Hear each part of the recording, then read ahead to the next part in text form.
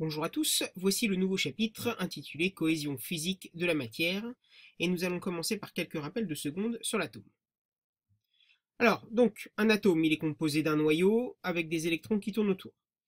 Le noyau, il est composé donc de protons, de neutrons, et les électrons donc composent le nuage électronique.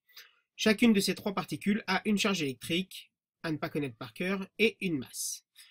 Bien sûr, le neutron a une charge électrique de 0 coulomb, le proton a une charge électrique plus petit e et l'électron moins petit e, avec bien entendu la valeur de petit e qui est la charge électrique élémentaire 1,6 x 10 puissance moins 19 coulombs, positive donc dans le cas du proton, négative dans le cas de l'électron.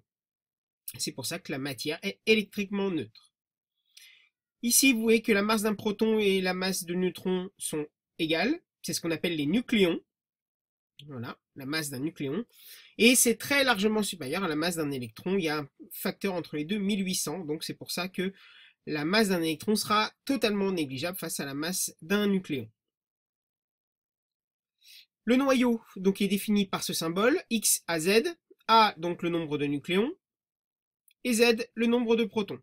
À partir du nombre de protons, on peut, donc c'est ce qu'on appelle le numéro atomique, on peut calculer la charge du noyau. La charge du noyau, c'est le nombre de protons multiplié par la charge d'un seul, bien sûr, petit e. Et avec le nombre du nucléon, qui est le nombre de masses, on peut calculer la masse du noyau. C'est tout simplement la masse du noyau, la masse d'un seul nucléon multiplié par le nombre de nucléons qu'il y en a, qui est A. Maintenant, les isotopes. Qu'est-ce que des isotopes? Ce sont deux noyaux qui ont le même nombre de protons, donc le même numéro atomique Z, mais le nombre de neutrons différent. Donc, vous savez que A, c'est le nombre de nucléons, c'est A qui diffère, puisque le nombre de neutrons, c'est A moins Z.